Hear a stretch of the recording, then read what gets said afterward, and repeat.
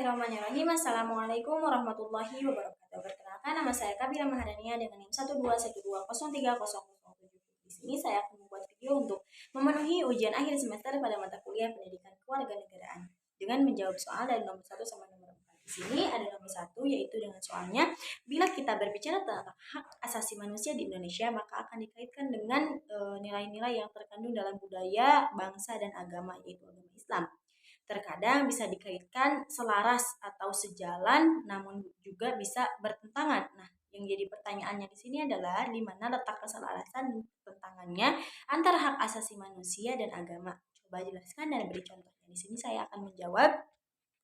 Secara umum, antara Islam dengan Barat mempunyai nilai-nilai formatif yang sama terkait dengan persamaan, egaliter, kebebasan, freedom, dan penuh keadilan, justice. Namun demikian, dalam tataran persepsi dan interpretasi terdapat hal yang membedakan. Aspek yang perlu diperhatikan bahwa terkait dengan nilai hak asasi manusia tersebut, yang menjadi poin utama bukan mengenai jurang pembeda antara Islam dengan Barat, tetapi secara moral umat Islam dituntut untuk menerapkan hak asasi manusia yang sesuai dengan kondisi saat ini, sehingga tidak dapat dibenarkan apabila seseorang dapat mengatasnamakan hak asasi manusia, namun perbuatannya justru bertentangan dengan esensi hak asasi manusia itu sendiri.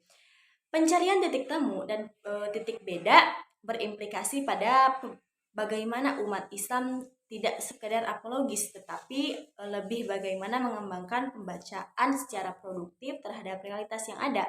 Melalui pembacaan secara produktif inilah, maka umat Islam akan mampu mewarnai dinamika dan perkembangan di zaman pada saat ini. Berlanjut pada nomor 2, yaitu dengan soal demokrasi. Menurut Montesquieu, diartikan sebagai kekuasaan negara yang dijanjikan oleh 3 lembaga legislatif. Yang pertama ada legislatif, eksekutif, dan yudikatif. Masing-masing institusi tersebut harus berdiri secara independen tanpa dipengaruhi institusi lain, tidak mengganggu kerjanya. Jelaskan bagaimana relasi antara lembaga di atas dan untuk mencapai tujuan nasional. Baik, di sini saya akan menjawab, yaitu hubungan lembaga legislatif, eksekutif, yudikatif negara Indonesia adalah mereka yang sederajat, tapi saling berpengaruh satu dengan yang lainnya. Karena sederajat itulah akan ada kewenangan dan pengetarian dari masing-masing lembaga, dan akan timbul penyelisihan dalam menjalankan perintah yang menyebabkan pengertian awal Undang-Undang Dasar dibedakan sesuai dengan kepentingan dari setiap lembaga. Lembaga legislatif, eksekutif, yudikatif adalah kumpulan wakil rakyat yang seharusnya menjadi kepala penyuara rakyat. Namun keadaannya sekarang tidaklah sama. Mereka hanya mengatasnamakan kepentingan rakyat.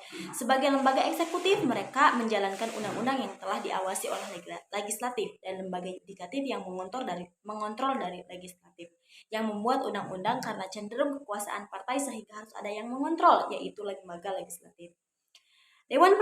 Dewan Perwakilan Rakyat sebagai lembaga legislatif berkewenangan membuat undang-undang yang mengontrol pemerintahannya. Dari fungsinya, maka antara pihak legislatif dan eksekutif harus melakukan kerjasama.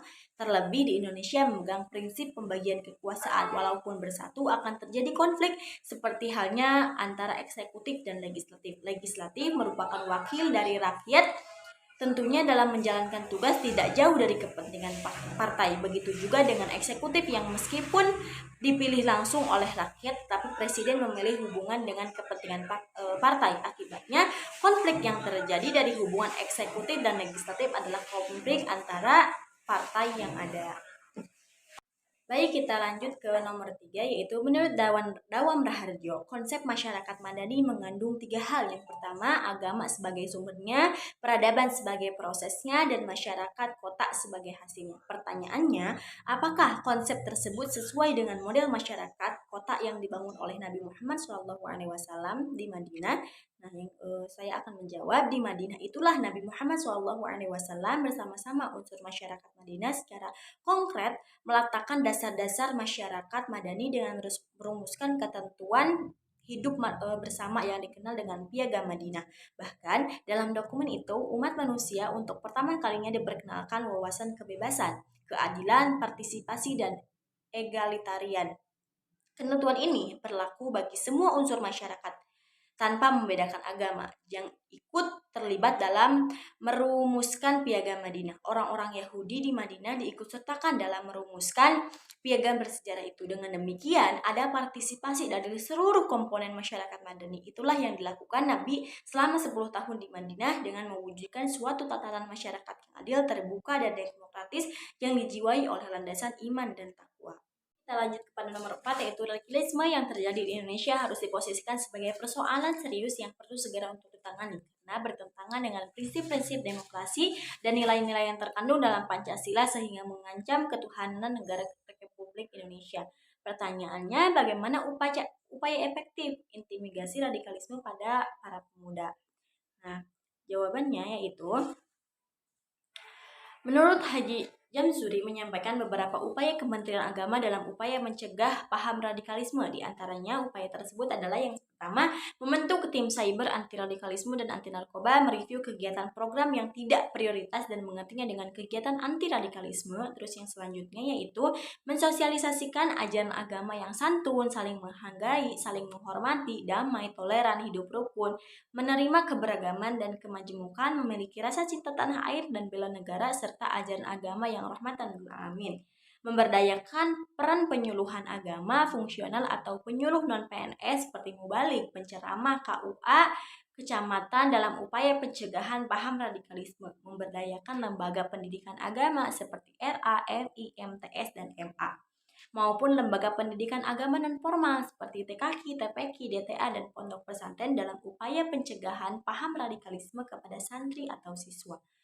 Selanjutnya, pembinaan agama bagi siswa di sekolah. Sekolah melalui guru pendidikan agama untuk mencegah masuknya paham radikalisme, menjalin hubungan koordinatif dengan lembaga atau ormas keagamaan Islam, Kristen, Katolik, Hindu, Buddha, dan Konghucu dalam upaya mencegah paham radikalisme, bermitra dengan tokoh agama, tokoh masyarakat, dan FKUB dalam mewujudkan tri kerukunan agama, melakukan penanggulangan paham radikalisme dengan edukasi masyarakat, penyuluhan, bimbingan masyarakat di sekolah, keluarga, pesantren, majelis taklim, dan sejumlah program seperti dialog dan diklat.